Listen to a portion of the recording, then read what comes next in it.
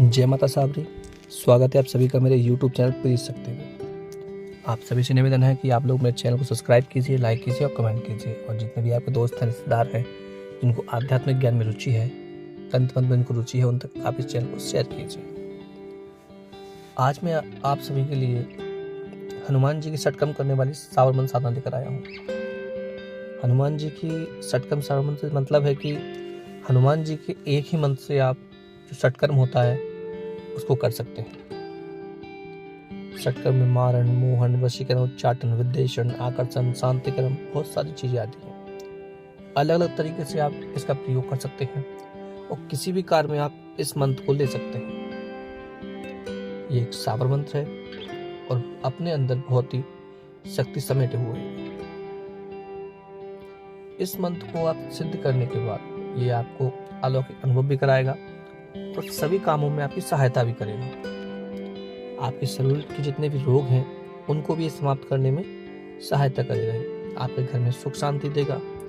आप जिस भी कार्य को करना चाहेंगे उसमें आपको तरक्की देगा ये, क्योंकि राम भक्त हनुमान सब कुछ देने वाले हैं। कलयुग के जो प्रत्यक्ष देवता हैं वो श्री हनुमान जी ही हैं।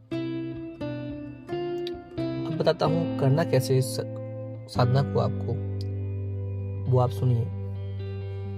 ये जो साधना है बहुत ही रोचक है। इस साधना को वही लोग करें जिनको श्री राम में विश्वास हो, माता सीता में विश्वास करते हैं हनुमान जी में, और वही इसको साधना को प्रारंभ करें। क्योंकि बिना आस्था, बिना विश्वास के कोई भी साधना पूर्ण नहीं होती है। जब आप किसी की पूजा कर रहे हैं, मंत्र जाप कर रहे हैं, उसमें आपको विश्वास ही नहीं है तो साधना सफल कहाँ से होगी। ठीक है, जब भी आपको प्रारंभ करना हो, कभी भी आप प्रारंभ करें तो आपको गुरुवार से प्रारंभ इसको करना है। ठीक है, जैसे ही आप इसको प्रारंभ करेंगे आपके जीवन में अलौकिक जो घटनाएं हैं वो घटना प्रारंभ हो जाएगी। चाहे तो आप उनको अनुभव के रूप में मान लीजिए, चाहे सांसारिक अनुभव के रूप में मान लीजिए, या स्वप्न के माध्यम से मान लीजिए। बहुत सारे सुंदर सुंदर अनुभव आपको होने लगेंगे। चाहे कभी आपको बांदरों का झुंड दिखेगा या किसी घनघोर वन में आप हैं, पर कोई डरावना अनुभव ऐसा नहीं होगा कि जिससे आपको भय लगे, आपको डर लगे। ऐसा कुछ नहीं। भगवान आपको स्वप्न में दर्शन भी दे सकते हैं और बहुत सारे रूपों में भगवान आपकी सहायता करने के विषय में आपको बता सकते हैं।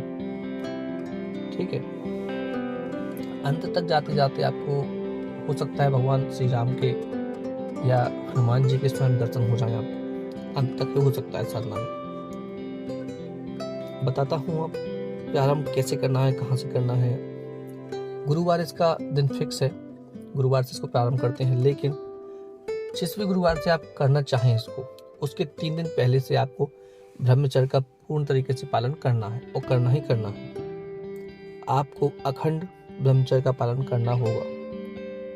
आपको मांस, मछली, अंडा, शराब, सिगरेट, जो पुड़िया आजकल चल रही है, जर्दा जिसको बोलते हैं गांव में, हमारे यहाँ बोलते हैं पाउच, वो भी आपको नहीं खाना है। ठीक है, और लहसुन और प्याज साधना के समय पे इसका परहेज आपको रखना है। वैसे आप कभी भी खा सकते हैं, कोई समस्या नहीं है, लेकिन साधना के समय आपको इसका परहेज रखना पड़ेगा। इसका परहेज करते हुए आपको 3 दिन पहले से ब्रह्मचर्य का पालन करेंगे ही। जब गुरुवार आएगा तो उस दिन आपको जाना है सुबह ब्रह्म मुहूर्त में, सुबह सुबह हनुमान जी के मंदिर। अब ब्रह्म मुहूर्त कहाँ से कहाँ तक होता है? सुबह 4 बजे से मान लीजिए आप। अब 4 बजे के बाद आप कभी भी जाएं, लेकिन आपको जाना है 6 बजे से पहले पहले। ठीक है, साधना प्रारंभ करने के लिए। साथ में आप गंगा जल ले जाएंगे, हनुमान जी को चढ़ाने के लिए सिंदूर, चमेली का तेल, एक लाल आसन और जो पंचोपचार पूजन सामग्री होती है वो ले जाएंगे।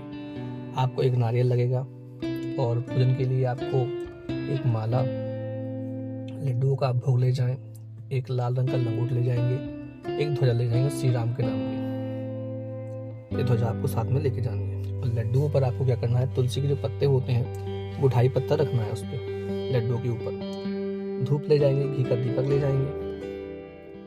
ये सब आप एक रुद्राक्ष की माला ले जाएंगे जाप के लिए, और कोई भी जलाने के लिए धूप ले जाएंगे। सभी सामग्री आप लेके जाएंगे।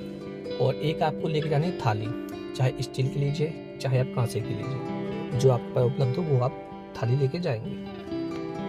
अब वहाँ जाके आपको सबसे पहले श्री राम को, जो भक्त हैं हनुमान जी श्री राम के, उनको स्नान कराना है गंगा जल से। स्नान कराने के बाद आप उनका जो पूजन होता है सिंदूर का, चोला चढ़ता है, उस तरीके से चोला चढ़ा के पंचोपचार उनका पूजन करने के बाद, अगरबत्ती लगाने के बाद आप अलग से एक दीपक लगाएंगे उनके साइड में। हनुमान जी के जस्ट सामने नहीं लगाएंगे, थोड़ा साइड में लगाएंगे। जो पंचोपचार आपने पूजन किया है वो तो हनुमान जी का पूजन हो गया। अब आपको बगल से बैठ के एक दीपक अलग लगाना है घी का, और उसके ऊपर आपको एक थाली रखनी है, जिससे कि जो दीपक की लो है वो थाली पर लगती रहे। ऐसे आपको थाली रखनी है। और फिर दीपक का आप पूजन करेंगे, हनुमान जी को माला पहनाएंगे, और जो नारियल लड्डू का भोग लेके गए हैं वो हनुमान जी के सामने रख देंगे। आप धूप जलाएंगे और लंगोट और ध्वजा वहीं पे आप अर्पण कर देंगे हनुमान जी के आगे। ठीक है, मंदिर ही जाना है आपको, घर पे आप साधना को नहीं करेंगे, क्योंकि घर पे करेंगे तो उसमें समय बहुत लगेगा। ठीक है, ये सभी तैयारी आप कर लेंगे। उसके बाद आसन बिछाएंगे आप। आसन बिछाने के बाद आप गणेश पूजन करेंगे, गुरु पूजन करेंगे, एक माला आप गुरु मंत्र की जाप करेंगे। ठीक है, श्री गणेशाय मंत्र का भी आप जाप कर लेंगे। उसके बाद जाके आपको एक माला सीताराम नाम की निकालनी है।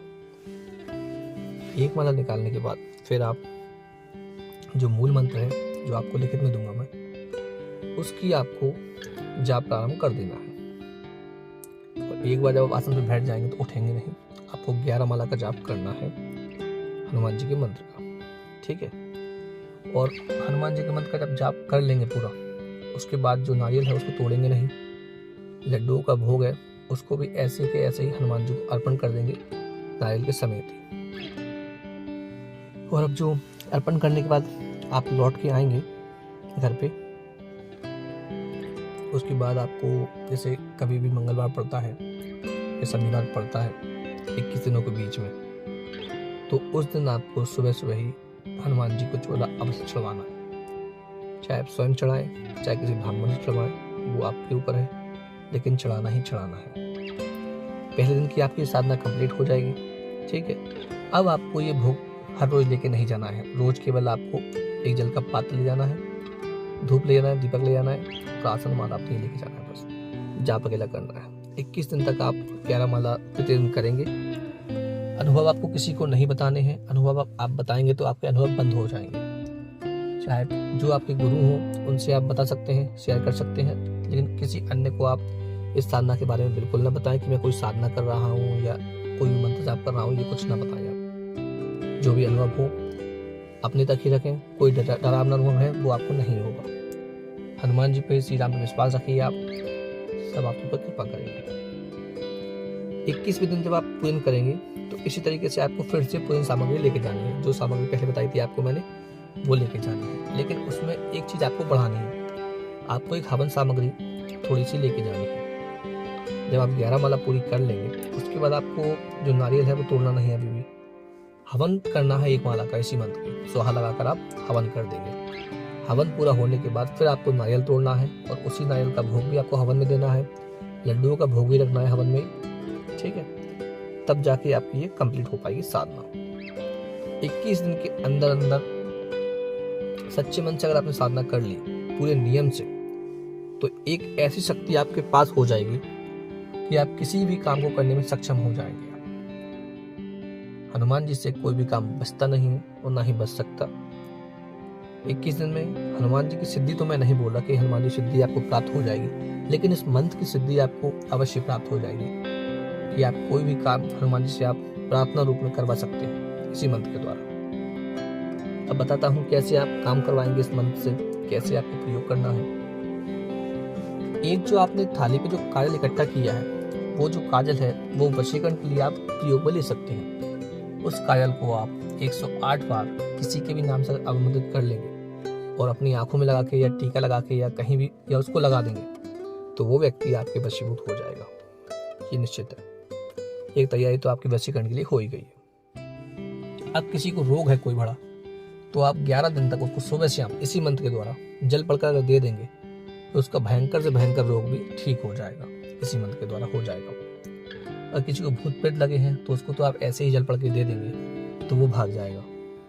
ये शांति क्रम में आप काम दे सकते हैं। किसी का अगर उच्चाटन करना है, आपको विदिशन करना है या कुछ और करना है तो सभी काम आप प्रार्थना रूप में हनुमान जी से करवा सकते हैं। करना ऐसे ही आपको, अब इसको आप मंदिर में करने की आपको आवश्यकता नहीं है, अब आप घर पे भी कर सकते हैं इसको। जैसे आपको कोई छोटा काम है जो बन नहीं रहा है, उसको आप कराना चाहते हैं, तस्वीर लगा के हनुमान जी की, भोग है हनुमान जी का, वो रख के आपको जाप प्रारंभ कर देना है। रात्रि में 2021 जाप आप जब करेंगे, हनुमान जी से प्रार्थना करेंगे, वो आपका काम जल्दी से जल्दी हो जाएगा। कोई बड़ा काम है, अटक रहा है, हो नहीं रहा है, तो उसके लिए आप संकल्प के साथ में, संकल्प आपको हर बार लेना है कि इस काम के लिए मैं ये काम कर रहा हूँ। ठीक है, जैसे कोई बड़ा काम है या आप मान लीजिए कि शत्रु का आपको दमन करना है, तो उसके लिए भी आप केवल संकल्प लेके आप 10 याद इसी मंत्र का जाप करेंगे तो शत्रु का भी दमन हो जाएगा इससे। मैं नहीं बोल रहा कि आप मारण करें, ये करें, वो करें, नहीं। शत्रु को जितना हो सके क्षमा ही कर दें, क्योंकि तांत्रिक क्रियाएं बनाई गई हैं भला करने के लिए।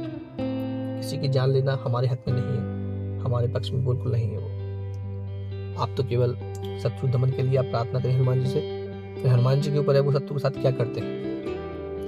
10,000 जाप भी आप कर सकते हैं, 2100 भी जाप कर सकते हैं आप, आपका काम अवश्य बनेगा। किसी भी काम के लिए आप प्रार्थना रूप में हनुमान जी से काम कराइए, कोई दिक्कत नहीं है, सभी काम आपके बनेंगे। आपको ये मंत्र शक्ति कैसी लगी, सिद्धि हनुमान जी की कैसी लगी, आप लोग कमेंट में बताइए मुझे।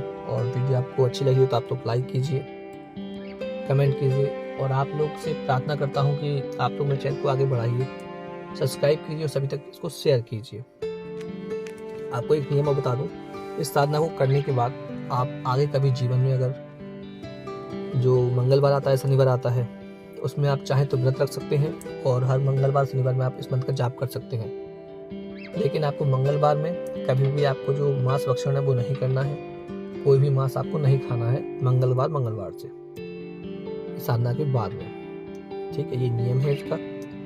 आप लोग मंत्र जाप कीजिए, सिद्धि कीजिए, अपने काम बनाइए और वीडियो में लाइक कीजिए, कमेंट कीजिए। जय माता साहब।